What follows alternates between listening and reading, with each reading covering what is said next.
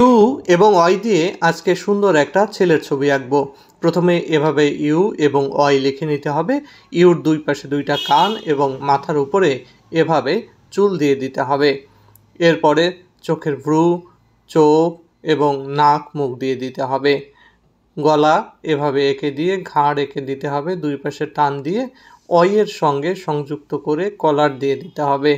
এরপরে দুই পাশে দুইটা টান দিয়ে অয়ের লাইনটার সঙ্গে ডবল লাইন করে জামাটাকে কমপ্লিট করে দিতে হবে। দুই পাশে জামার হাতা এভাবে এঁকে দিয়ে হাত বের করে দিতে হবে। হাতের সঙ্গে আঙ্গুলগুলোকে এভাবে সুন্দর করে এঁকে দিতে হবে।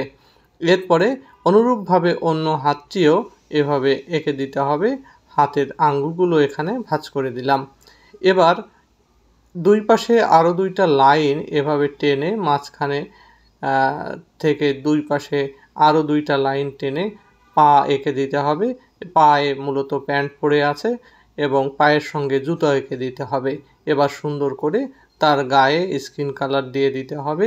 মাথায় কালো রং দিয়ে দিচ্ছি আমি, জামায় লাল রং এবং শার্টে ব্লু রং, এছাড়া জুতায়ও আমি চকলেট রং দিয়ে দিব। তোমাদের আজকের ভিডিওটি কেমন লাগলো অবশ্যই জানাবে। দর্শক বন্ধুরা, এখন তোমাদের খুব সুন্দর একটি আইসক্রিম এঁকে দেখাবো। এজন্যে প্রথমে এরকম উল্টা করে একটা ইউ শেপ দিয়ে দিতে হবে।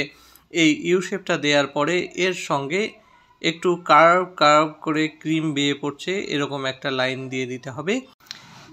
যে শেপটা তৈরি হলো, এবার তার মধ্যে দুটো গোল দিয়ে দিতে হবে। এই গোল দুটো হবে দুটো চোখ। সাধারণত আমরা সুন্দর কোনো আইসক্রিম আঁকার জন্যে তার মধ্যে এরকম আমরা চোখ ব্যবহার করে থাকি। সুন্দর করে মণিটাকে কালো করে দিতে হবে এবং সেখানেও হাইলাইটস একটা পয়েন্ট রাখতে হবে যেটা সাদা থাকবে। এরপর ছোট্ট করে একটা মুখ দিয়ে দিতে হবে।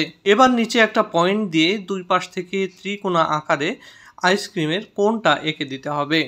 কোণটা আঁকা হয়ে গেলে তাতে সুন্দর করে এভাবে আড়াআড়ি করে দাগ দিয়ে কোণের ডিজাইনটা সম্পূর্ণ করতে হবে।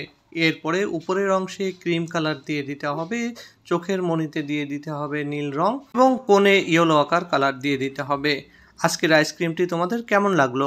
সহজে সানফ্লাওয়ার বা সূর্যমুখী ফুলের ছবি আঁকতে এরকম একটা গোল দিয়ে ভিতরে আর একটা গোল, এরপরে তার চারপাশে এরকম লম্বা লম্বা করে সানফ্লাওয়ারের পাপড়ি এঁকে দিতে হবে। এটা অনেকটা রিয়েলিস্টিকের কাছাকাছি, তবে রিয়েলিস্টিক যে পাপড়িগুলো সেগুলো কিন্তু আর একটু লম্বা হয় এবং এর পিছনে অনেকগুলো পাপড়ি হয়। আমি এ পর্যন্তই পাপড়ি দিলাম, এর বেশি দিলাম না, কারণ আমি ছোটদের জন্য আঁকি। ভিতরে এরকমভাবে গোল গোল ডট দিয়ে এবার একটা স্টিক আমি এঁকে দেব বা ডাটা এঁকে দিচ্ছি। সেই ডাটার সঙ্গে আমি একটা পাতা এঁকে দিচ্ছি। ফুল এবং পাতা দুটোই এভাবে আমার কমপ্লিট হয়ে যাচ্ছে। মোটামুটি আমার আঁকা শেষ। এবার সূর্যমুখীর পাপড়িগুলোতে আমি হলুদ রং দিয়ে দিচ্ছি। এর ভিতরে যে দলটা রয়েছে সার্কেলের বাইরের অংশ, সেখানে কমলা রং এবং ভিতরে বাদামি রং দিয়ে দিলাম। এবার যে স্টিক বা ডাটা রয়েছে সেখানে দুই প্রকার সবুজ মিশিয়ে পাতায় সবুজ করে দিলাম। কেমন লাগলো তোমার?